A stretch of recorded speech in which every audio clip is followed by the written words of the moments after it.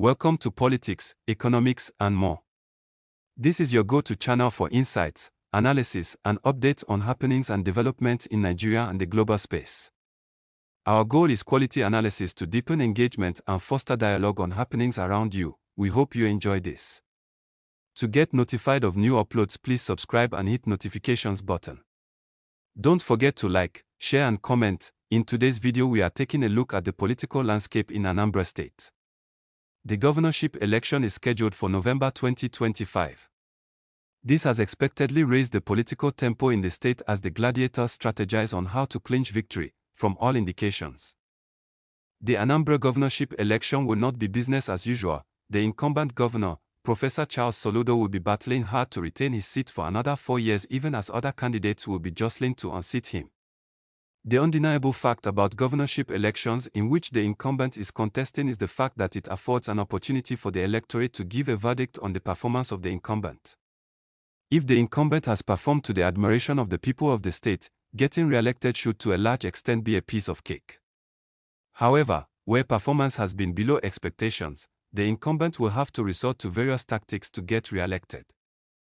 The opportunity to give a verdict on an elected official's performance through re-election for second term is part of the reasons why some support two-term arrangement as against the single-term arrangement. Let's dissect the leading gladiators and their parties' chances of claiming the executive seat in Anambra come November 2025. First on the list is Professor Charles Soludo of All Progressives Grand Alliance, APGA. The All Progressives Grand Alliance has clearly dominated Anambra state politics for close to 2 decades. From 2007, when Mr. Peter Obi won the election, all succeeding governors have been from the APGA platform. The party, formed under the leadership of the late Ekemba of Nui, has largely been a rallying point for political aspirants who believe in the need for a strong political platform for the Southeast.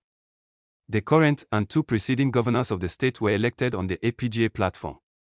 For the record, the current governor, Professor Soludo, had contested on the ticket of another party previously but could not achieve victory until he contested on APGA's ticket.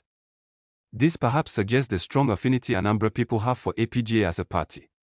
The November election will be seen as a verdict on the economics professor and former central bank governor's performance since 2022 when he took over the helm of the state. The question is, will he be re-elected or not? While the answer to the above question rests with the vibrant electorate in Anambra, a number of factors appear to be in his favor. These include the power of incumbency and the strong connection Anambra people have with his party, APGA. Also of relevance is the rotational arrangement that is in place in the state. The governorship has moved from Anambra Central to the North Senatorial District and currently held by the South Senatorial District, where the incumbent hails from. Beyond the positive factors in his favor, Professor Soludo has made what pundits regard as a very deft move with the endorsement of the president for second term ahead of 2027 general elections. This confirms the incumbent governor is not taking his re-election bid lying low. The adoption of President Tinubu as APGA's presidential candidate ahead of 2027 presidential election during the president's visit to the state is quite strategic. While some analysts perceived it as a move to fend off serious contest in the looming governorship election, others considered it as a desperate effort due to a lackluster first tenure. Coming ahead of similar endorsements of the president by other politicians across the nation, the move by the Anambra governor has been received with mixed reactions, particularly within the Southeast region. Some believe it is self-defeating as there are potential candidates for the 2027 presidential election from within the state and the Southeast region. Whether the incumbent governor's move will deliver the desired result or not in November remains to be seen. Second on our list is Prince Nicholas Ukochukwu of the All Progressives Congress. Will APC bring federal might to bear in the Anambra governorship election come November, as was allegedly the case in Edo State election where the ruling party in the state was defeated? The answer remains to be seen. This is a pertinent question considering the endorsement of President Tinubu ahead of 2027 presidential election by present Governor, Professor Soludo. It is safe to expect that the endorsement of the president will involve some trade-off of some kind. The so-called federal might may not come into play as the APC will be counting on positive payback by the incumbent governor come 2027. The candidate of the APC, Prince Ukochukwu, is a notable businessman turned politician.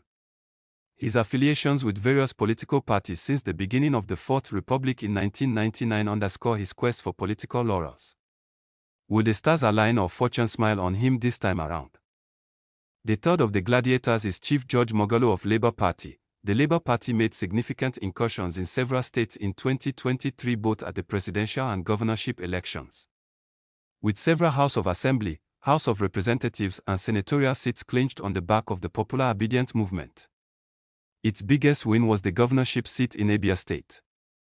If the party's achievement in the 2023 elections is anything to go by, the Labour Party would be expected to make significant showing come November 2025. The party's presidential candidate in the 2023 elections still remains a force to be reckoned with, not just across the country but in the southeast and Anambra in particular. Also of relevance is the sterling performance of Labour Party governor in Abia State. These are good selling points for the Labour Party. Would the Labour Party deploy Mr. Peter Obi's charm and the resonance of the obedient in Anambra? Also pertinent is whether Mr. Peter Obi's support for any candidate make a difference in the November election. Mr. Moghalu of the Labour Party appears formidable, having demonstrated clear understanding of what is at play in the coming election by describing it as a Premier League. Last but not least in our top gladiators is Chief Jude Izenwoff of People's Democratic Party. The PDP was the dominant party in the southeast prior to the 2023 election, with its flag hosted in 3 out of 5 state government houses.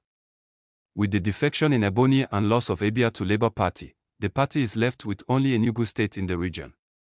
In Anambra, the party held sway right from 1999 until it was dislodged by APGA's candidate Mr. Peter Obi in 2006. Even though the party has maintained some legislative seats, it has been a Herculean task regaining the government house in Awka, the state capital. The party's fortunes, both in the southeast and across the nation, has not been helped by the leadership crisis at the federal level.